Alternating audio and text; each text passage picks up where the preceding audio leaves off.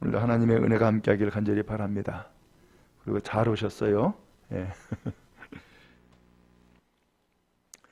자, 오늘 먼저 이제 말씀이자 함께 나누는데, 오늘 성경 1절에 보니까는 이런 말씀이 있어요. 예수 안에서 너희에게 구하고 권면하노니 너희가 마땅히 어떻게 행하며 하나님을 기쁘시게 할 수 있는지를 우리에게 배웠으니. 그랬어요. 어떻게 하면 하나님을 기쁘시게 할까? 이것을 바울 사도에게 이미 배웠다는 거예요.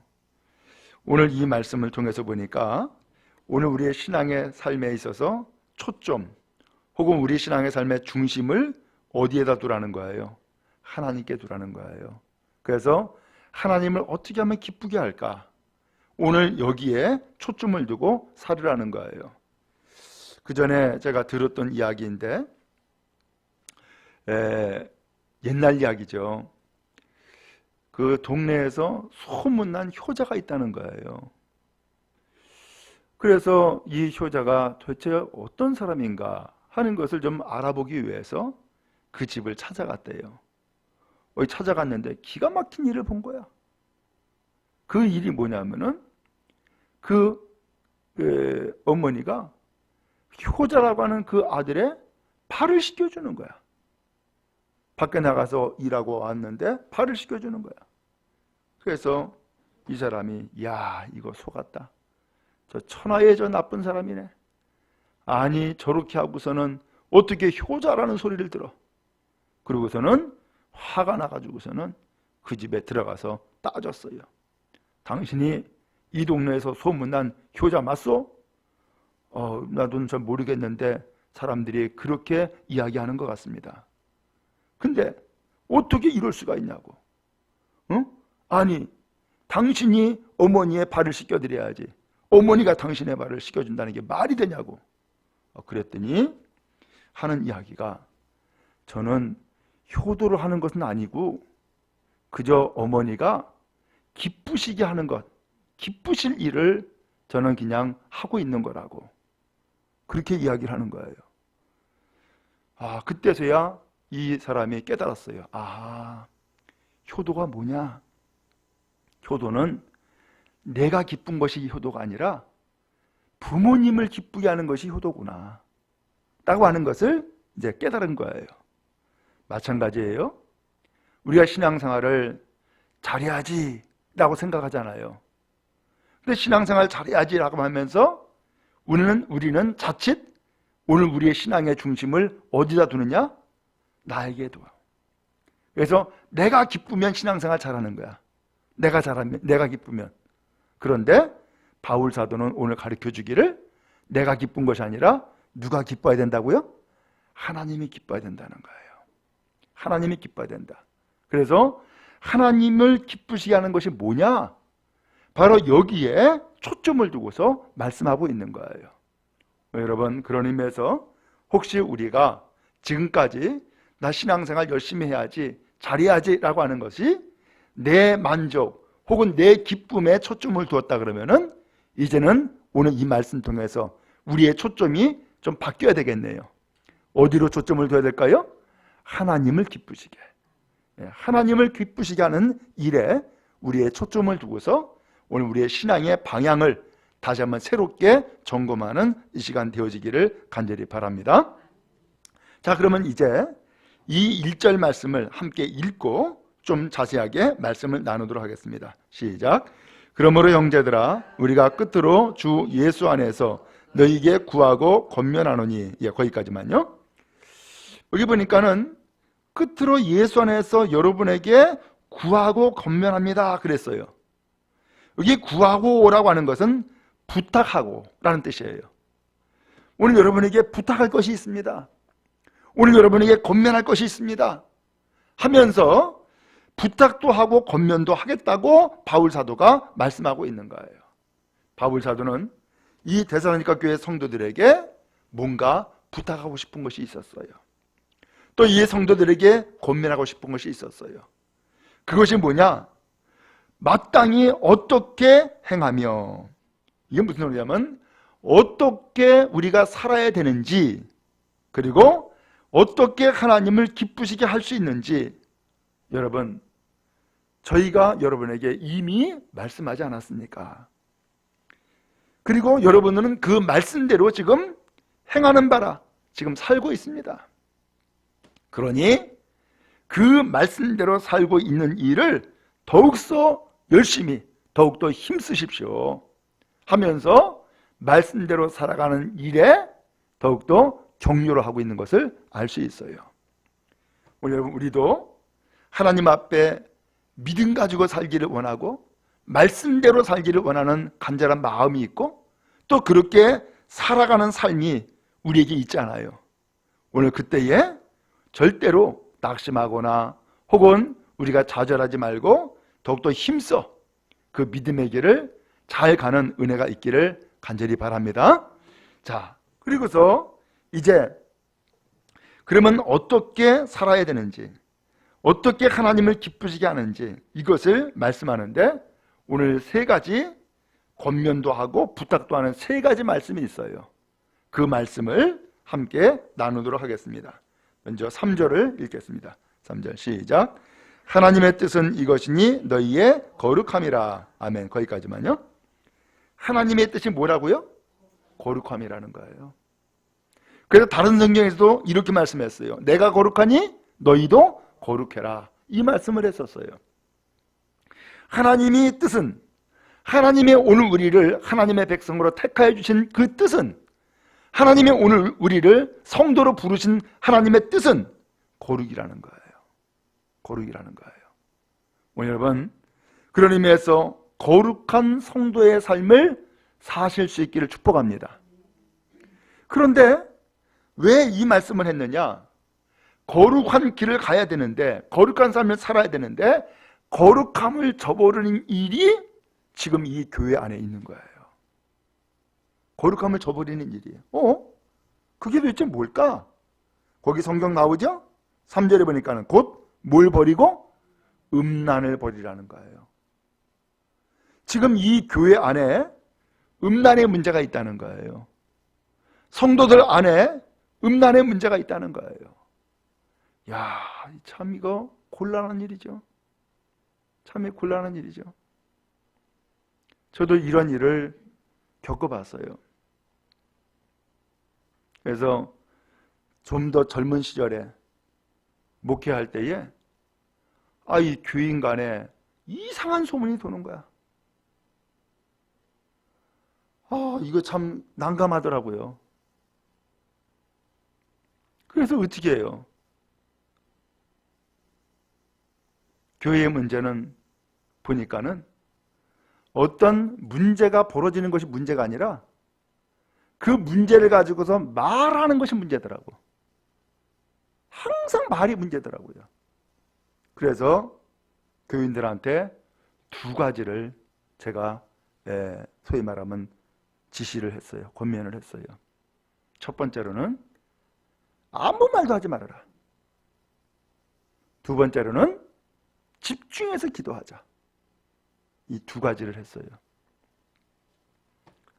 그게 제가 처음 부임하면서 그 해에 일어난 사건이에요. 그 해에 부임하면서. 야, 참 난감하더라고요. 그래서 제가 따로따로 만나가지고서 직접적으로는 캐 묻지 못하고 간접적으로 그걸 한번 확인을 했어요. 그리고서는 이건 큰일 났다 싶어서 그 해에 아무튼 여러 가지 일들이 막 계속 벌어지고 있는데 40일 금식 기도를 그 해에 3번인가 4번을 계속 이어서 했어요. 그랬더니 연말이 되니까는 그 주어진 문제가 깨끗하게 다 해결이 되어버리더라고. 그리고서 하나님의 은혜를 경험하게 되었었어요. 지금 이 데살로니가 교회가 정말로 성경대로 하나님을 기쁘시게 하는 삶을 사는 일에 최선을 다해서 열심히 신앙생활을 하고 있는 것, 바울도 알고 있는 거예요. 그런데 하나님의 뜻은 거룩함이라 그랬는데 이 거룩함을 저버리는 결정적인 사건, 결정적인 문제가 이 교회 안에 있는 거예요. 그것이 바로 음란이었어요. 오늘 이 음란의 문제가 벌어졌는데 이 음란은 왜 거룩함에 거스리는 문제가 되느냐?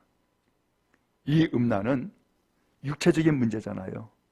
그런데 육체로 끝나는 것이 아니에요. 이 음란의 문제는 영혼을 멸망길로 가게 해요. 음란한 가운데에서 영혼이 구원받고 영혼이 날로 새로워진다? 그런 사람은 없습니다. 그런 법은 없습니다. 음란의 문제는 영혼을 멸망길로, 파멸시키는 길로 끌어가요.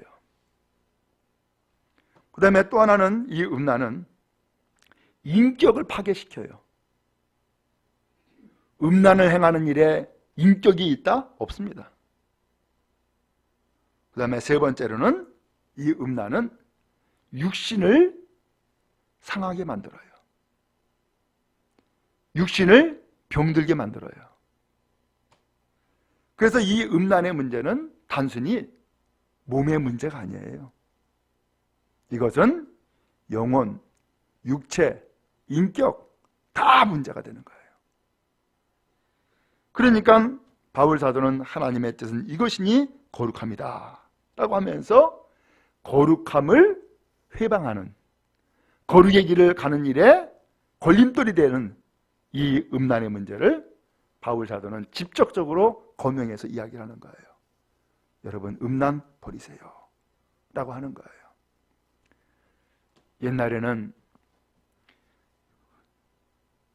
처음 우리나라에 기독교가 들어오면서 처음에 신앙생활 할 때는 우리나라 사이에 전통적인 문제가 있었잖아요. 뭐예요? 아들 선호 사상. 또 그것을 빌미로 해가지고서는 아들 낳지 못하면은 수박까지도 맞았어. 그렇죠? 그리고 다른 여자 데리고 와서 살아도 말을 못했어. 아들 낳지 못한 죄 때문에. 그게 우리나라의 과거의 모습이었어요. 지금 이 대선하니까 교회도 상당히 비슷한 면이 있어요. 소위 말하면 일부 다처주의야. 그 일부 다처주의란 말이에요. 근데 성경은 아니야. 성경은 일부 일처야. 근데 유대 사회에서 일부 다처주의를 표방할 수 있게 되어진 것은 그들이 무슨 생각하냐면은 여자는 홀로 사는 것은 그것은 불행이에요. 좌절이에요. 그래서 과부, 고아, 나그네 이 세 사람을 가장 불쌍한 사람이라고 성경에서는 여기고 있었어요. 그렇기 때문에 내가 어떤 여자를 데리고 와서 내 부인으로 삼는다. 이것은 그 여자에게 덕을 베푸는 것이라고 생각을 했어요. 그리고 다른 여자를 데리고 와서 살려 그러면은 나에게 그만큼 경제력이 있어야 돼. 그러니까는 여자에게는 덕을 베풀고 나는 그만큼 돈이 있어 라고 하는 자기 자신을 내세우는 또 하나의 방법이 되어지는 거예요. 그러니까 일부 다처가 아주 공견하게 이루어지고 자랑스럽게 이루어지는 거야. 그런 사회를 지금 살고 있단 말이에요. 그런데 그런 사람이 예수님을 전도받고 예수님을 믿게 됐네? 대사로니까 교회라고 하는 이 교회 공동체에서 함께 생활하고 있네? 그러니까는 이거 어떻게 돼요? 그런 의식을 그대로 가지고 있으면은 우리는 원래부터 이렇게 살았어. 이렇게 또 다른 여자를 데리고 와서 사는 것은 나 저 여자를 구제해 준 거야. 덕을 베풀어 준 거야. 이렇게 생각한단 말이에요. 그러니까 바울 사도는 그것은 아니다, 이것을 가르쳐 주는 거예요. 하나님의 뜻은 거룩함인데 그 거룩함은 일부일처라는 거예요. 다른 여자를 두고서는 음란을 행한다? 이것은 거룩함을 훼손하는 결정적인 문제라는 거예요. 지금 그것을 알려주고 있는 거예요. 여러분, 우리도 신앙생활하면서 성경의 말씀에 초점을 두는 것이 아니라 사회에서는 다 그렇게 살아, 그러면서 성경 말씀과 사회생활을 적절하게 뒤섞어서 살아가려고 하는 그러한 의식이 간혹 있어요. 그러니까 어떻게 성경대로 살아? 내가 어차피 이 사회에서 구성원으로 한 사람으로 살고 있는데 사회는 그렇지 않은데 어떻게 성경대로 살 수 있냐? 난 그렇게 못 살아. 이런 생각을 하는 사람도 있단 말이에요. 그럼 어떻게 하겠어요? 그런 예가 바로 이 음란의 문제였던 거예요. 그런 예가. 요새는 여자분들도 뭐 만만치 않은 것 같아. 근데 남자들도 보면은 뭐 바람 피고 뭐 하는 것을 아주 자랑스럽게 생각을 하는 경향이 있어요. 근데 여자들도 그런 것 같아. 맞나?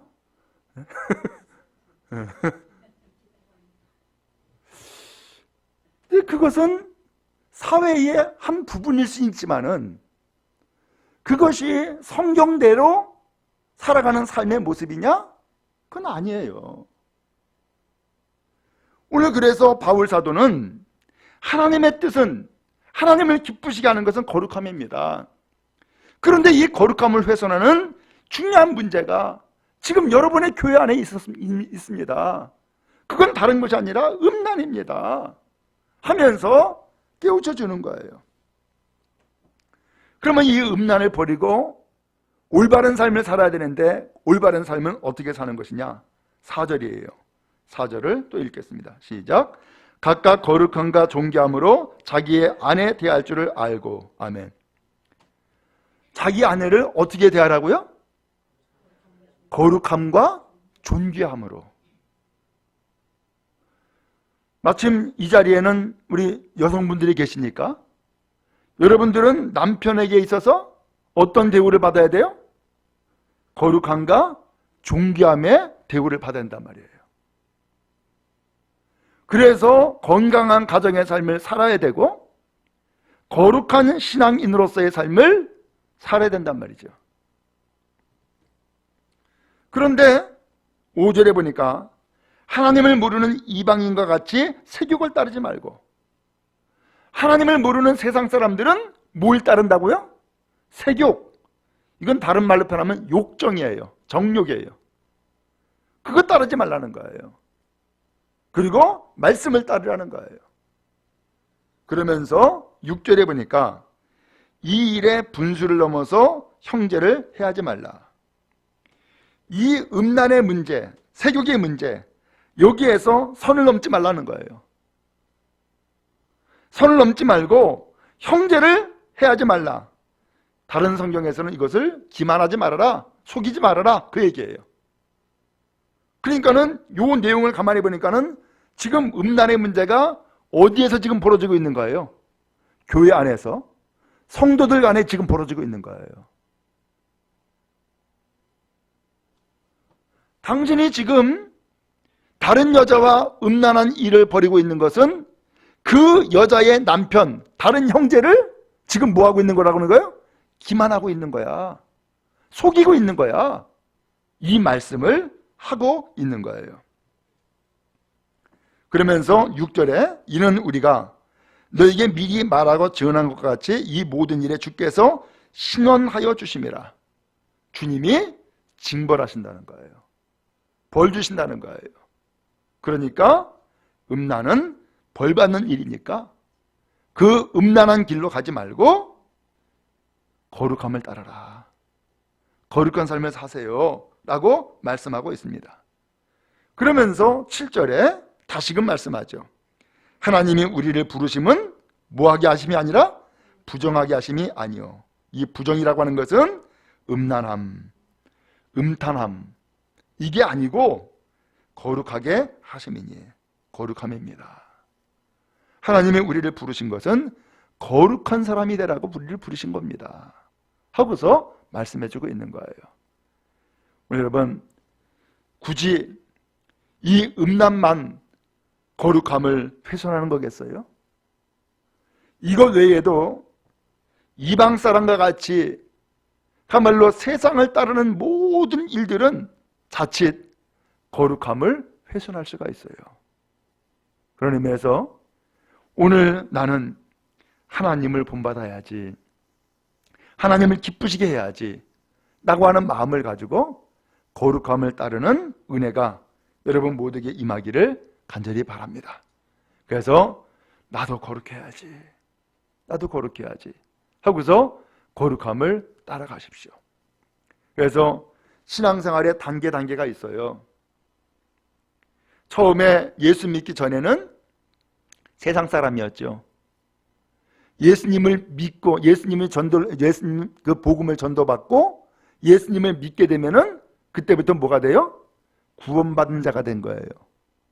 그러면 구원받은 것으로 끝나는 게 아니에요. 이제는 구원받았으면은 이제는 어떻게 돼야 돼요? 거룩함으로 변화가 돼야 돼. 거룩함으로 변화가 돼야 돼. 이것을 성화라고 표현하죠. 예? 거룩함으로 변화가 돼야 된단 말이에요. 오늘 이런 신앙의 단계가 있는데 오늘 여러분 우리는 지금까지는 이 한국교회가 믿음, 구원 이것을 막 강조를 하다 보니까 나 믿으니까 괜찮아, 나 구원받았어, 이것으로 아주 그냥 목에 힘주고 다니는 일들이 간혹 있었어요. 그래서 엉뚱하게 이단이 나오는 거야. 구원파 같은 경우 나 예수 믿고 구원받았으니까 죄 져도 돼. 왜? 예수께서 이전의 죄도 용서했고 미래의 죄도 다 용서하셨어. 그러니까 나 죄 져도 돼. 이렇게 가르치고 주장했단 말이에요.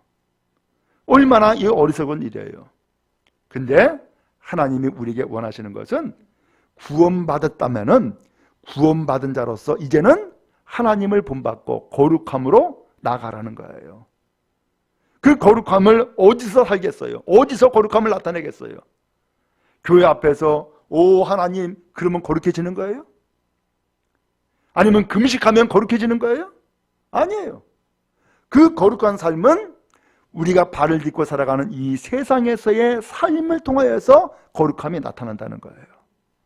이 세상에서의 삶을 통하여서. 그러므로 오늘 우리는 세상에서도 거룩한 삶을 본받고 따라가는 귀한 성도가 되어져야 할 줄로 믿습니다. 자, 그 다음에 8절이에요. 8절 읽겠습니다. 시작. 그러므로 저버리는 자는 사람을 저버림이 아니요 너에게 그의 성령을 주신 하나님을 저버림이니라. 아멘. 이 저버린다라고 하는 표현이 나왔는데 이 저버린다라고 하는 것은 이 거룩함을 얘기를 하는 거예요. 이 거룩함을 저버리고 음란에 빠지거나 음란한 생활을 하는 것은 오늘 여러분에게 하나님의 영 성령을 주셨는데 그것은 성령을 버린 것이고 그 성령을 버렸다라고 하는 것은 곧 하나님을 버린 겁니다. 이렇게 강하게 말씀하고 있어요. 여러분, 우리에게는 예수를 믿기에 하나님의 영이 우리 가운데 계시는 줄로 믿습니다.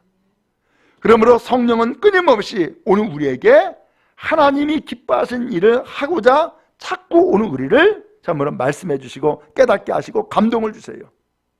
그런데 이 성령의 소욕과 반대가 되는 육체의 소욕은 뭐예요? 거스르게 하고 죄짓게 만들고 정욕에 휩싸이고 음란에 빠지게 만드는, 그래서 거룩함을 버리게 만드는 일을 이 육체의 소욕은 진행해 나가고 있단 말이에요. 오늘 이 두 가지가 끊임없이 우리 안에 가말로 갈등하고 싸우고 있는데 이때 오늘 우리는 어디로 가야 될 것이냐? 육체의 소욕의 길을 가는 것이 아니라 성령의 뜻을 따라 살아가는 삶이 곧 거룩이다 라고 하는 것을 말씀하고 있는 거예요. 거룩한 삶을 살아가는 은혜가 우리 모두에게 있기를 간절히 바랍니다. 그 다음에 두 번째 말씀이에요. 9절이에요. 9절 시작. 형제 사랑에 관하여는 너에게 쓸 것이 없음은 너희들 자신이 하나님의 가르치심을 받아 서로 사랑함이라. 아멘. 이제 두 번째 형제 사랑에 대해서 말씀을 하려고 하는 거예요. 그런데 이 형제 사랑에 대해서는 뭐 할 필요 없대요? 쓸 게 없다. 지금 편지 보내고 있으니까 쓸 게 없다. 형제 사랑에 대해서는 너희 더 이상 나 할 말이 없다. 왜? 여러분 자신이 하나님의 가르침을 받아 서로 사랑하고 있기 때문입니다. 그리고 이 사랑이 10절에 보니까 온 마게도냐 모든 형제에 대하여 과연 이것을 행하도다. 서로 사랑하라는 이 사랑의 말씀을 마게도냐 온 땅의 모든 믿음의 형제들에게 다 지금 행하고 있다는 거예요. 그러니까 더 이상 그것에 대해서는 내가 말할 필요가 없습니다. 왜? 여러분이 잘하고 있으니까. 그러면서 형제들아 권하노니 더욱 그렇게 행하고. 여러분 잘하고 있는데 열심히 하십시오. 더 잘하십시오 라고 하는 거예요. 여러분 달리는 말에 뭐 한다 그래요? 채찍을 때린대. 왜요? 더 잘 달리라고. 그런 것처럼 지금 바울 사도는 이 데살로니가 교회가 잘하는 것이 바로 형제사랑인 거야. 근데 이 형제사랑을 잘하고 있는데 그 정도면 됐습니다, 이제 그만하세요, 이게 아니라 여러분 잘하고 있습니다, 더 열심히 하세요 하면서 거기에 권면의 말씀을 더해주는 거예요. 여러분 우리도 잘하는 것이 있죠. 또 여러분도 각각 잘하는 부분이 있죠. 네, 그걸로 하나님 앞에 충성하세요. 잘하는 것으로. 그래서 잘하는 것을 나 이제 그만해야지, 그것은 마귀의 유혹이야. 잘하는 것은 더 잘하시면 돼. 네? 그것이 하나님을 기쁘시게 하는 거예요. 근데 간혹 이것을 하나님의 마음을 잘 모르는지 열심히 잘하다가 어느 날 갑자기 안 해버려. 왜 그러느냐 했더니만은 그만큼 했으면 됐죠 뭐, 이런 생각을 한단 말이야. 그게 아니에요. 하나님은 우리가 잘하는 것이 있다면은 더 잘하길 원하시고 그것을 통하여서 하나님을 잘 섬기기를 원하고 계세요. 우리 교회도 잘하는 부분이 있을 거 아니에요. 그럼 어떻게 돼요? 잘하는 것은 자꾸 더 살려야지, 더 잘하게. 그래서 오늘 우리 성도들도 잘하는 부분을 더 잘하고 우리 교회도 잘하는 것은 더 잘하여서 하나님 앞에 복된 길로 나가야 할 줄로 믿습니다. 제가 동북아 선교회라고 한국, 대만, 일본 세 개 나라가 같이 연합을 해서 이룬 선교단체가 있어요. 지금 한 40여 년, 45년인가 46년인가 40여 년 되는 역사를 가지고 있어요. 근데 그 단체에서 이제 예를 들면 올해 한국에서 대회를 했다 그러면은 내년에는 뭐 일본에서 대회라고, 후년에는 대만에서 대회하고 이러면 돌아가면서 해요. 근데 그렇게 해서 이렇게 모임을 갖다 보니까는 나라마다 특징이 있어. 나라마다. 그래서 한국 교회는 뭐가 특징이냐? 기도 열심히 한다. 이게 특징이에요. 일본 교회는 뭐가 특징이냐? 성경 공부 열심히 한다. 이게 특징이에요. 대만 교회는 무슨 특징이 있느냐? 찬송 열심히 한다. 이게 특징이에요. 그 나라마다 그런 특징들이 있더라고. 그래서 이 특징이라고 하는 것은 많은 부분이 다 잘해야 되지만은 그런 가운데서 특별히 중심을 두고 혹은 더 잘하는 부분이 각각 있단 말이죠. 그런 것처럼 한국 교회는 기도 열심히 한다. 이것이 세계적으로 알려져 있어요. 왜? 우리나라처럼 새벽 기도하는 나라 없습니다. 새벽 기도하는 나라 없습니다. 그 다음에 철야기도 그건 모르겠어요. 얼마나 있는지 모르겠어요. 그러다 보니까는 한국 교회의 특징은 무슨 기도회 하면은 그냥 주님 부르짖고 막 통회하고 뜨겁게 기도하잖아요. 그런 기도의 특징이 한국 교회의 모습이었고 세계 여러 나라에 비춰진 모습이었던 거예요. 마찬가지로 오늘 이 데살로니가 교회, 이 교회가 정말로 잘하는 것 한 가지를 또 꼽은다 하면은 그게 서로 사랑하는 것이었던 거예요. 오늘 우리도 좋은 특징을 살리는 교회가 되어지고 우리도 좋은 특징을 살리는 성도 여러분 다 될 수 있기를 간절히 바랍니다. 자, 그 다음에 세 번째예요. 11절입니다. 시작. 또 너희에게 명한 것 같이 조용히 자기 일을 하고 너희 손으로 일하기를 힘쓰라. 그 다음에 12절도 읽을까요? 시작. 이는 외인에 대하여 단정히 행하고 또한 아무 궁핍함이 없게 하려 함이라. 아멘. 갑자기 조용히 자기 일 하세요. 여러분의 손으로 각각 일하세요. 어이? 갑자기 이게 무슨 소리야? 이상하잖아요? 뜬금없이 앞에서는 음란 얘기하다가 그 다음에 서로 사랑 얘기하다가 그 다음에 조용히 자기 일 하세요. 어이? 갑자기 일 얘기가 나오는 거예요. 이게 무슨 소리냐? 당시 이 데살로니가 교회에는 무슨 궁금증, 무슨 의문을 가지고 있었냐면 재림신앙을 가지고 있었어요. 주님이 다시금 오신다라는 거죠. 이것이 우리에 필요하죠. 실제로 주님이 오신다고 약속을 했으니까. 자, 그런데 예를 들면은 주님이 내년에 오신대. 그럼 여러분 어떻게 하실래요?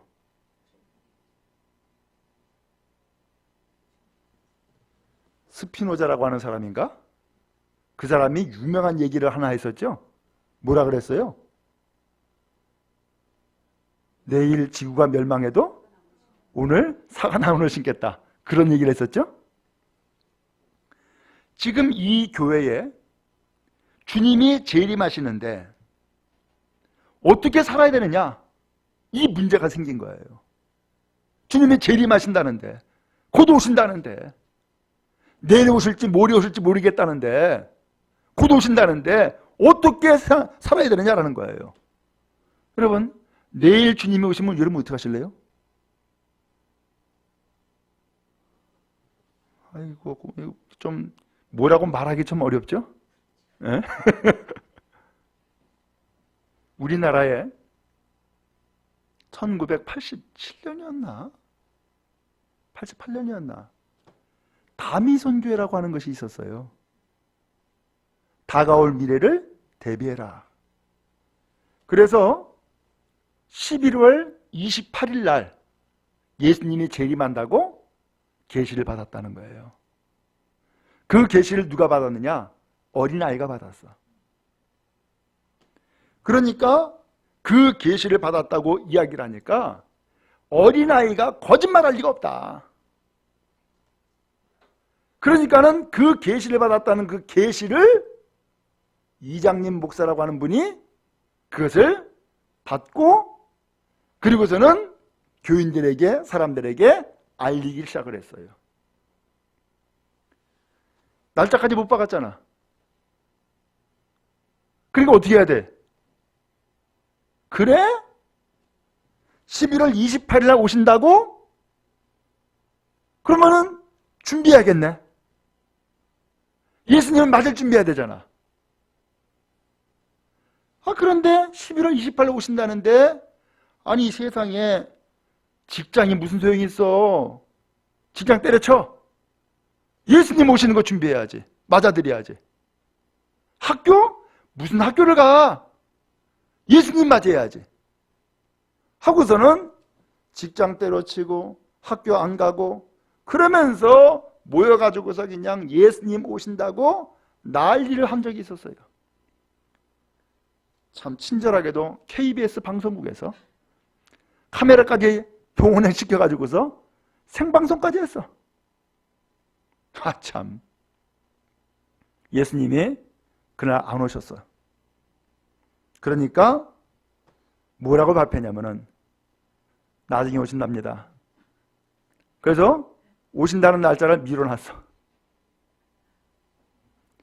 한국교회 망신살이 뻗친 거예요. 야, 저 기독교인들, 저 예수 믿는 사람들, 저 광신도네, 저 비정상이네, 이렇게 돼버린 거예요. 그게 거룩이 아니에요. 그게 하나님을 기쁘시게 하는 일이 아니란 말이에요. 지금 데살로니가 교회도 그런 문제가 있는 거예요. 그러면서 예수님이 곧 오시는데 무슨 일을 해? 예수님 맞이할 준비해야지. 그러면서 일을 안 하는 거야. 그러니까 11절에 뭐라고 말씀하고 있어요? 조용히 자기 일 하십시오. 여러분의 맡겨진 일이 있지 않습니까? 여러분 해야 될 일이 있지 않습니까? 그 일 하세요. 그 일. 너희 손으로 일하기를 힘써라. 여러분이 직접 여러분의 손으로 일하세요. 그 다음에 12절에 이는 외인에 대하여 곧 예수 믿지 않는 세상 사람들에 대해서 뭐하고? 단정히 행하고, 소위 말하면 품이 있는 신앙인의 모습을 보이세요 라는 거예요. 품이 있는 신앙생활을 보여주세요. 그리고 또한 아무 궁핍함이 없게 하려 함이라.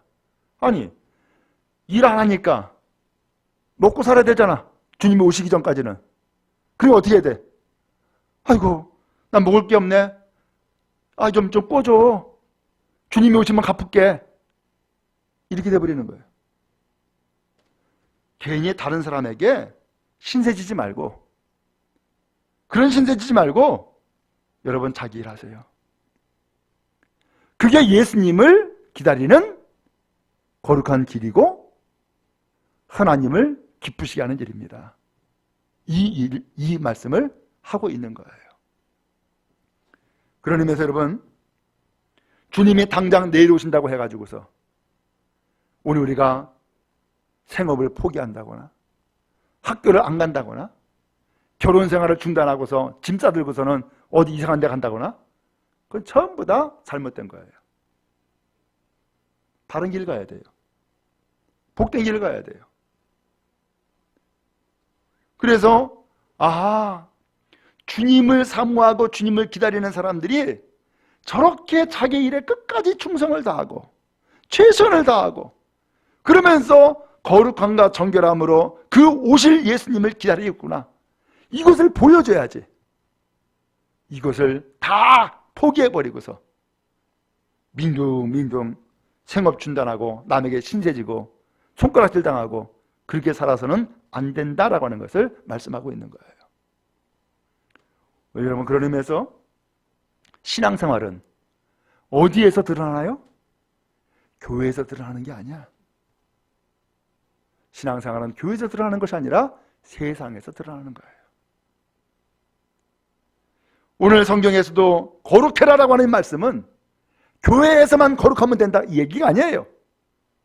세상에 나가서 거룩하십시오, 이 얘기예요. 서로 사랑해라라고 하는 것은 교회 안에서만 성도들끼리만 사랑해라 이게 아니라고요. 세상에 나가서 여러분 서로 사랑하세요 라고 하는 거예요. 또 주님이 오시는 것을 간절히 기다린다 그러면은 교회만 모여가지고서는 아멘 주여 오시옵소서 이게 아니란 말이죠. 세상에 나가서 오늘 우리가 해야 될 일들, 역할들 성실하게 감당해 나가면서 하나님 앞에서 거룩함을 힘입고 간절히 사모함으로 살아가는 것, 그게 주님이 오시는 것을 제대로 기다리는 신앙의 삶이라는 거예요.